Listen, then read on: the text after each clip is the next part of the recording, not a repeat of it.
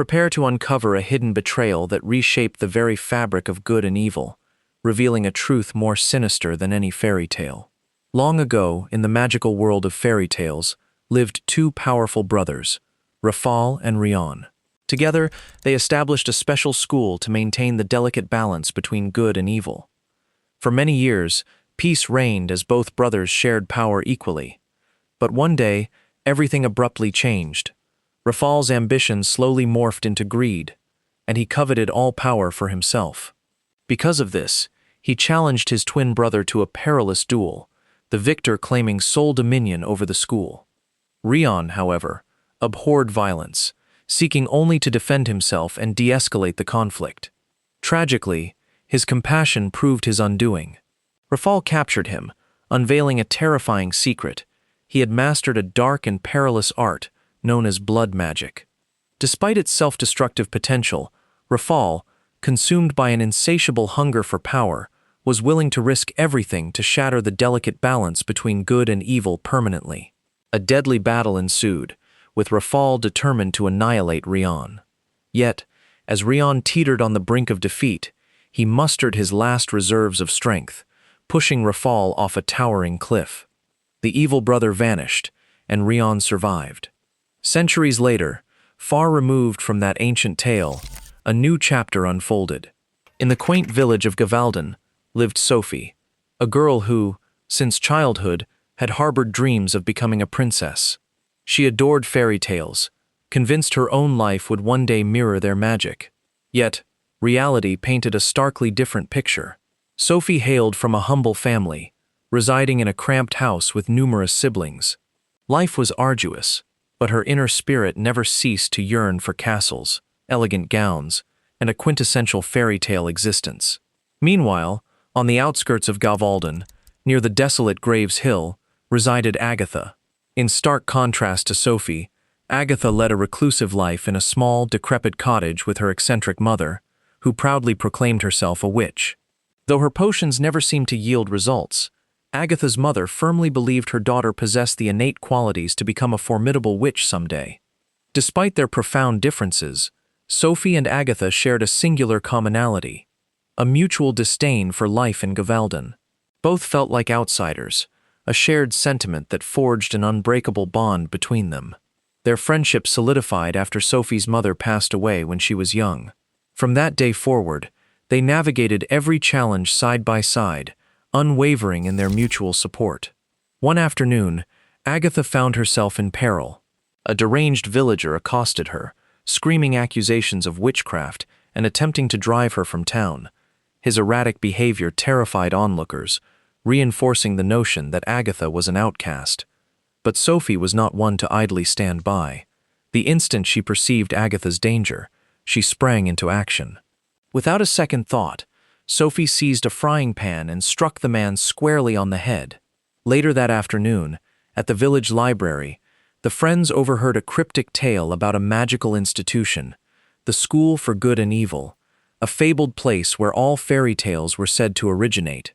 The librarian recounted a peculiar incident from 2 decades prior. A girl named Leonora had mysteriously vanished from the village overnight. While many speculated she had been spirited away to the School for Good and Evil, the truth remained elusive, her disappearance becoming a local legend. The tale captivated Sophie, sparking a fervent belief that this magical school was her long-awaited escape from a tedious and challenging life. Upon returning home, she promptly penned a letter to the School for Good and Evil, introducing herself and formally requesting admission. Filled with anticipation, Sophie placed the letter by the wishing tree, hoping for a magical response. When she returned later to find it untouched, disappointment washed over her. Convinced no one was coming to rescue her, Sophie resolved to seize control of her destiny. That very night, she secretly planned to flee Gavalden, leaving her old life behind forever. Before she could enact her escape, Agatha discovered her. At that precise moment, a bizarre phenomenon unfolded. Crimson smoke billowed across the sky, casting an eerie pall over everything. From the swirling mist, a terrifying creature with glowing fiery eyes materialized, seizing Sophie. Yet, instead of fear, Sophie felt a surge of exhilaration. She gleefully waved goodbye to Gavalden, certain her lifelong dream was at last coming true. Agatha, however, refused to let her best friend vanish. She swiftly pursued Sophie, attempting to pull her back. But before either girl could comprehend the unfolding events, a colossal bird burst from the bushes, snatching both friends and carrying them far into the distant skies. They soon arrived at the enigmatic School for Good and Evil, but an unsettling feeling permeated the air. Agatha was gently deposited into the School for Good, while Sophie was unceremoniously hurled into the School for Evil. Sophie was aghast. Having always envisioned herself as a princess, finding herself amidst terrifying villains felt like a cruel nightmare. She was petrified, realizing everyone around her exuded a dangerous, malevolent aura. Agatha, conversely, awoke in a beautiful flower garden within the School for Good. Yet, her experience was far from smooth. The prim princesses scorned her unusual appearance, and fairies promptly whisked her away for her inaugural day of classes. Before classes commenced, Agatha was led to a makeover room, where she met Professor Dovey, a teacher dedicated to preparing students for the virtuous path of fairy tales. Properly attired, Agatha proceeded to orientation, where all new students had convened. Her immediate priority was finding Sophie, whom she eventually spotted. However, before Agatha could approach, teachers intercepted them, compelling the two girls to sit at opposite ends of the room. Shortly thereafter, the princes of the School for Good arrived, showcasing their martial prowess in an exhilarating sword performance. Then came the grand entrance of Tedros. The moment he appeared, an air of awe swept through the room. Tedros, the dashing son of King Arthur, instantly captivated nearly every girl, especially Sophie. The instant Sophie saw him, she was mesmerized, convinced that a prince like him could finally deliver the fairy tale ending she craved. To demonstrate his strength, Tedros challenged other princes, effortlessly defeating them even without his sword. Then, villains stepped forward to challenge him.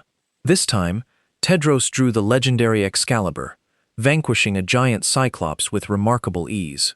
As the demonstrations concluded, the school principal finally made his appearance. Agatha immediately declared a grave error had occurred, pleading to return home. Sophie, however, presented a different dilemma. She demanded to know how she could switch schools.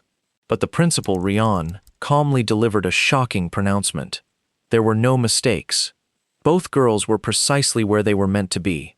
That evening, Agatha refused to accept this verdict. Trapped in her room, she secretly scaled the rooftops, intending to infiltrate the neighboring school and find Sophie. The journey was fraught with peril. A terrifying monster pursued her along the way. She narrowly escaped, finally reaching the School for Evil. But what she witnessed there was horrifying. A pool of blood materialized on the floor, and from its depths emerged Rafal, the very evil brother believed to have vanished centuries ago. Rafal issued a chilling warning, instructing her to stay away from Sophie, for the girl had a crucial destiny to fulfill. Agatha now understood that something terrible was unfolding, and Sophie might be in far greater danger than she had ever conceived. Agatha continued her search until she finally located Sophie. Together, they covertly entered the principal's office, once more attempting to explain their alleged misplacement. This time, they unearthed a crucial piece of information. If Sophie wished to prove her rightful place in the School for Good, she needed to receive the kiss of true love. The instant Sophie heard this, her target was clear: Tedros. Her new objective became straightforward: make the prince fall in love with her, naturally enlisting Agatha's help to draw closer to him. Later that day, Agatha delivered Sophie's letter to Tedros, explaining that Sophie was not evil, but merely misplaced. Soon after, students embarked on a perilous survival class within the Blue Forest, led by a peculiar gnome named Yuba. From the outset, the forest's extreme dangers were evident. Every turn concealed a deadly threat. Matters escalated when a student named Gregor was bitten by a venomous flower. Utterly terrified, he panicked and fled back towards the school. Agatha pursued him, recalling the first-day warning. 3 failures led to terrible punishment. Tragically, Gregor disregarded the warning and faced dire consequences. Meanwhile, Sophie attended a class designed to hone special talents. However, trouble quickly erupted when she clashed with Hester, a formidable witch sporting a colossal dragon tattoo and a sinister monster pet. Hester unleashed her creature upon Sophie, plunging the entire classroom into pandemonium. Sophie desperately dodged every attack, grappling with a fundamental problem. She had no idea what her magical powers were. Just as defeat seemed imminent, something unexpected occurred. From thin air, a massive swarm of bees surged into the room. In moments, they enveloped Hester's monster, assailing it from all sides. Everyone was stunned, Sophie included. It gradually became apparent that she was somehow controlling the bees, but the situation rapidly grew dangerous. The monster was severely injured, and it seemed Hester might lose her beloved pet. Observing the escalating chaos, Lady Lesso immediately intervened, ordering Sophie to cease. Without fully comprehending how, Sophie commanded the bees to retreat, and the swarm dispersed as quickly as it had appeared. But then, something even stranger transpired. For a fleeting moment, Lady Lesso glimpsed a mysterious image within the departing bees. Rafal, the very evil brother believed to have vanished centuries ago. Rafal smiled, commending Sophie on her potent use of powers. The instant he vanished, Lady Lesso swiftly pulled Sophie aside for a private conversation. She revealed a shocking truth. Since Rafal's disappearance, evil had never definitively triumphed over good. Yet, for some reason, Sophie's emerging powers had captured Rafal's attention. According to Lady Lesso, this could only signify one thing: Sophie truly belonged in the school for evil. This revelation utterly devastated Sophie, who had always believed herself destined for princesshood, not villainy. Before departing, Lady Lesso cautioned Sophie against revealing Rafal's visit to anyone, instructing her to report immediately should he reappear. The following day, Agatha's experiences grew even more peculiar. During Professor Dovey's class, Agatha inquired about Gregor's fate after failing, receiving a horrifying answer. Students who failed too many times were transformed into magical creatures, akin to the strange fish inhabiting the nearby lake. Soon, the princesses gathered around the magical lake, immersing their hands in its waters. The lake revealed to each person their heart's deepest desire. One by one, they witnessed beautiful dreams and wishes. But when it was Agatha's turn, an unforeseen event transpired. Instead of a dream, fish swarmed around her hand, and then a real girl rose from the water. Everyone stood in stunned silence. The mysterious girl revealed she had failed school over a century ago and had been trapped ever since. For the first time in all those years, someone, Agatha, had wished to free her. After expressing her gratitude, the girl peacefully vanished. Before Agatha could fully process the event, a colossal bird, identical to the one that had brought her to school, materialized nearby. Terrified, Agatha believed it had come for her and attempted to flee. Then, a heartbreaking realization struck her. The giant bird was Gregor, already transformed. Wanting to help him, Agatha moved closer, but before she could act, Tedros suddenly appeared. Believing Agatha to be in danger, Tedros hurled his sword directly into the giant bird's heart. In seconds, Gregor's body exploded. Agatha was utterly devastated.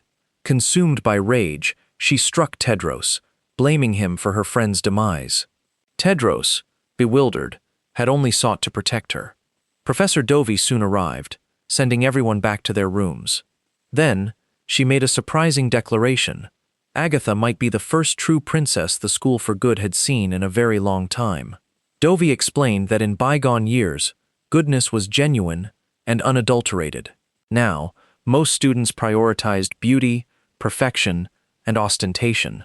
Agatha, however, had acted differently. Instead of a self-serving wish, she had used hers to free someone trapped for over a century. Through her profound kindness and concern for others, Agatha had performed something truly magical. Later, during break time, Agatha finally met Sophie and recounted everything. It was then that Sophie quietly divulged a shocking secret. Rafal had visited her. Before Agatha could react, Tedros approached, sporting a black eye from their earlier confrontation. For the very first time, Sophie had a genuine opportunity to speak with him, and she was ecstatic. However, just as their conversation began to flow, a school guard abruptly interrupted them, ordering Sophie to come with him immediately. Confused and nervous, Sophie was escorted directly to the punishment room, where Lady Lesso awaited her. Lady Lesso bound Sophie to a chair, grabbed an axe, and ruthlessly severed her beautiful hair. According to Lady Lesso, Sophie's beauty had long obscured her true self, a facade she had hidden behind for too long. Naturally, Sophie felt utterly wretched. She began to question why her life was spiraling out of control. But later that day, she received another unexpected visitor, Rafal. This time, he offered her perilous counsel, advising her that if she truly desired something, she should disregard rules and do whatever was necessary to achieve it. Slowly, Sophie began to heed his words. During a subsequent shared class, Professor Dovey and Lady Lesso imparted crucial knowledge. To unlock their magic, both heroes and villains first needed to awaken their finger glow, the innate magical power residing within them. Soon, everyone began unlocking their powers. But when Sophie entered the classroom, shock rippled through the students. She looked utterly transformed. With newfound style and confidence, Sophie proudly thanked Lady Lesso for her role in altering her appearance. Yet, another change had also taken root. As her powers awakened, Sophie gradually grew meaner and colder. Instead of clashing with the villains, she suddenly befriended them, even allying with those who once despised her. Agatha immediately observed this unsettling shift, realizing Sophie was becoming increasingly unlike the person Tedros might ever fall for. Desperate to help her friend, Agatha suggested Sophie join archery class. According to school legend, only students from the School for Good could hit the target, as true archery demanded a pure heart. Initially, it seemed an impossible feat, but with Agatha's covert assistance, Sophie surprisingly hit the target. Witnessing this, Tedros finally began to believe that Sophie might not be evil after all. Shortly thereafter, shocking news reverberated throughout the school. Tedros, the most popular prince, had invited a girl from the School for Evil, Sophie, to the grand dance. Immediately, students from both schools erupted in arguments and skirmishes. Even the teachers grew concerned, convening to deliberate the proper course of action. Sophie and Tedros, however, remained confident in the authenticity of their relationship. They resolved to stand before the teachers and defend their love. But the principal decreed only one method to ascertain the truth of their feelings: a special trial. To pass this test, Sophie and Tedros had to enter the perilous blue forest from opposite sides and survive its dangers until they found each other before sunrise. As night descended, both stood at the gates. Before entering, they were each given a red scarf, a symbol of surrender. Discarding it meant instant transport to safety. Initially, Sophie felt courageous, but the moment she stepped into the forest, terror swiftly enveloped her. Deadly flowers immediately attacked, nearly ensnaring her. Beyond the wall, Agatha heard Sophie's screams. Without hesitation, she secretly employed her magic, transforming into a dove to aid her friend. Deep within the dark forest, Sophie soon encountered a terrifying scarecrow with a colossal pumpkin head. The grotesque monster immediately pursued her. Just as Sophie seemed on the verge of harm, Agatha materialized, striking the creature down. After helping Sophie to her feet, Agatha heard Tedros calling from nearby, urging Sophie to move towards his voice. For a brief moment, it seemed their plan might succeed, but then the scarecrow rose again, attacking Tedros. During the ensuing struggle, Tedros lost his sword and fought desperately to defend himself. Witnessing his peril, Agatha urged Sophie to help, but Sophie froze, paralyzed by fear. As Tedros neared defeat, Agatha herself intervened, retrieving his sword for him. With Excalibur back in hand, Tedros vanquished the monster. But then, a disheartening realization struck him. Sophie had cheated. Agatha had covertly done everything, while Sophie had been too afraid to risk herself for him. Disappointed, Tedros dropped his red scarf, abandoning the test. In moments, he vanished, returning to school. Sophie was furious. Instead of self-reproach, she redirected all her anger towards Agatha, accusing her of deliberately sabotaging everything.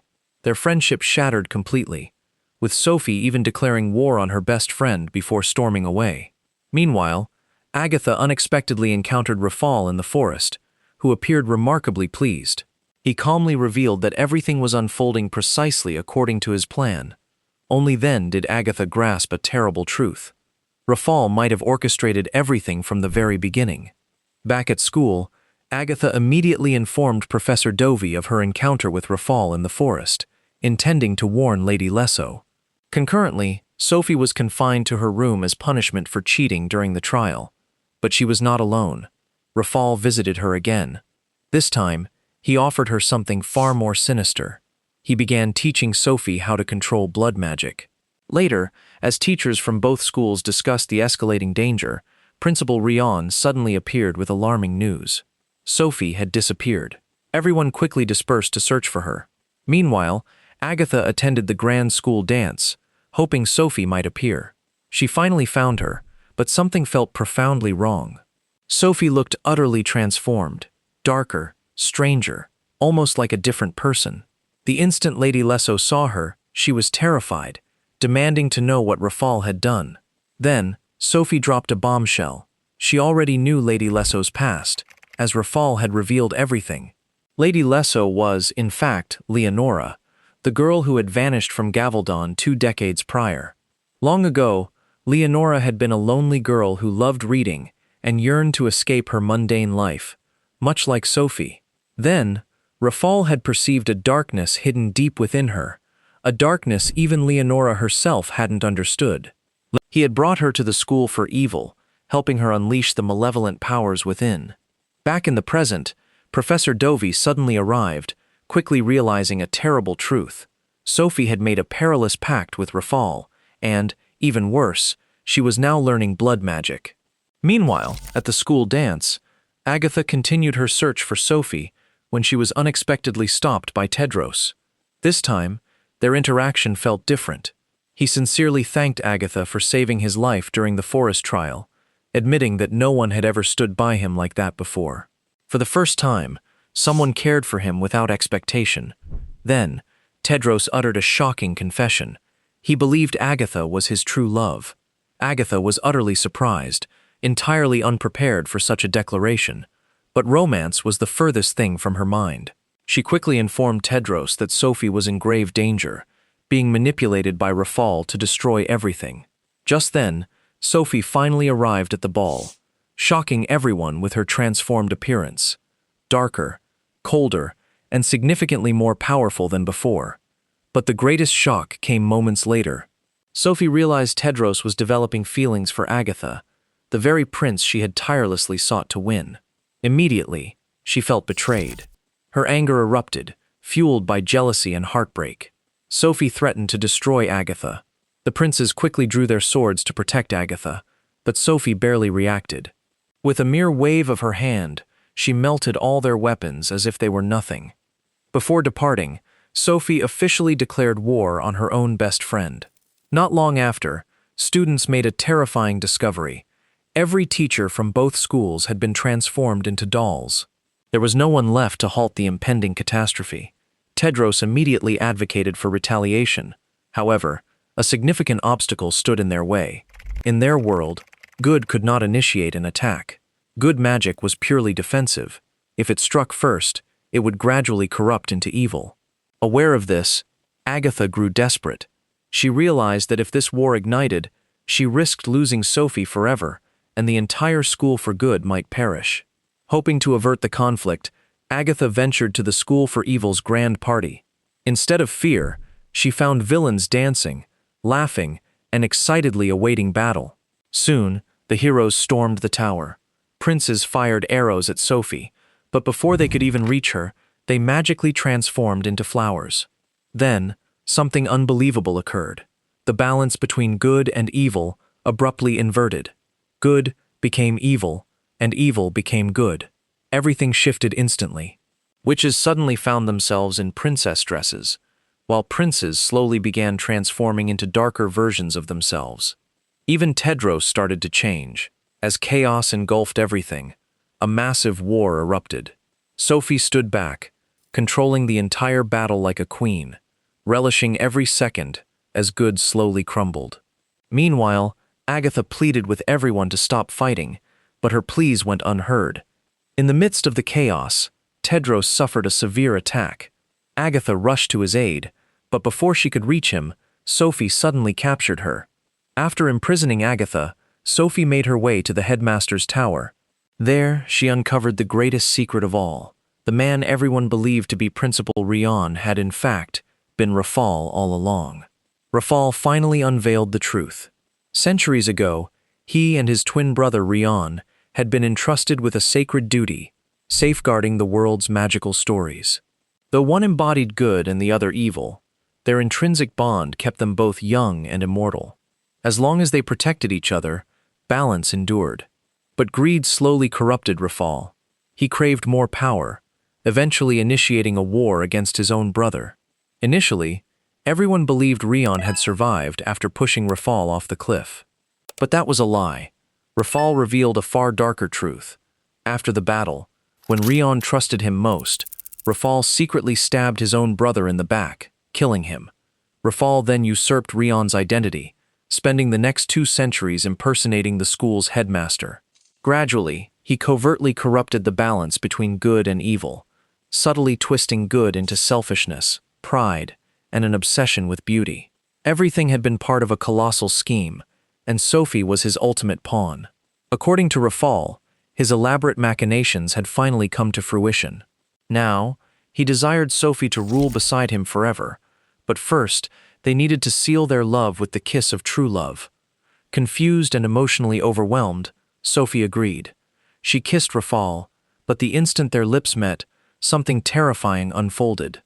The magical story itself began to write the ending of her fate, and Sophie suddenly grasped the horrible truth. By kissing Rafal, she had doomed everyone. Buildings crumbled, the school for evil began to disintegrate, and students and teachers suffered all around her. Immediately, Sophie was consumed by regret. She finally understood Rafal had lied. She had believed they would rule together, but Rafal never wanted to rule anyone. He simply wanted to destroy everything and rebuild the world from its foundations. Just as all hope seemed lost, someone appeared, Agatha. The instant Sophie saw her, relief flooded her face. Without a thought, Sophie rushed forward, embracing her best friend tightly. But Rafal quickly intervened, coldly ordering Agatha to stay away from his fiancé. Agatha refused to yield. She looked Rafal directly in the eye, making one thing unequivocally clear. As long as she lived, he would never take Sophie from her. Hearing this, Rafal's patience snapped. He resolved to end everything permanently. Using the magical story pen, he unleashed a deadly attack directly at Agatha, intending to eliminate the last student from the school for good. But before the attack could strike, Sophie abruptly leaped in front of Agatha. Without a moment's hesitation, she used her own body as a shield. The attack struck Sophie directly in the heart, and everything changed. For the very first time, Sophie demonstrated true love, not romantic affection, but an unconditional, selfless love for her best friend. The instant Sophie sacrificed herself, the balance between good and evil was restored. The shattered school slowly began to rebuild itself, and Rafal watched in horror as his elaborate plan unraveled. Just then, Tedros stormed into the tower. He stealthily crept behind Rafal, preparing to strike, but Rafal detected him at the last second. Using his magic, he hurled Tedros away, trapping him immovably. Witnessing Tedros's peril, Agatha refused to remain idle. With Sophie's silent aid, she seized the legendary Excalibur. Then, summoning all her courage, Agatha struck Rafal directly in the chest. Within seconds, Rafal's body disintegrated, turning into ashes. The evil that had plagued the school for centuries was finally vanquished forever. But Agatha did not celebrate. She immediately rushed back to Sophie, who was weak and barely able to speak. With tears in her eyes, Sophie quietly uttered a heartbreaking confession. She had never wanted to become evil. Agatha gently comforted her, offering Sophie a beautiful truth. You are not evil. You are human. Every person harbors both good and bad within them, but what matters most is the choice they make. And Sophie, you still have the power to choose who you want to be. Before losing consciousness, Sophie softly confessed her love for Agatha, promising to always be her best friend. Then, Sophie's body went still. Agatha broke down, crying, lying heartbroken beside her best friend. But just when all seemed lost, something unexpected occurred. Agatha heard a heartbeat. Sophie's heartbeat. Slowly, Sophie opened her eyes again. She was alive. After everything they endured, the two friends had not only saved the school for good and evil, but had irrevocably changed the fairy tale world. Thanks to them, good and evil finally learned to coexist rather than perpetually fight. The two schools were, at last, united. After heartfelt goodbyes, Sophie and Agatha decided it was time to return home to Givaldon. Before their departure, Agatha shared a tender farewell kiss with Tedros. Though their parting was painful, both knew their paths might intertwine again someday. Upon their return home, Sophie and Agatha were welcomed by their families with open arms. Now, armed with their newfound knowledge and experiences, the two girls no longer feared those who had once branded them witches. In fact, they even employed a touch of magic to playfully retaliate against those who had treated them poorly. At first, this seemed like the perfect culmination of their extraordinary journey. But then, something strange occurred. Tedros fired an arrow that, against all odds, pierced the barrier between worlds. In that singular moment, one truth became undeniably clear. This story was far from over. It was only the beginning.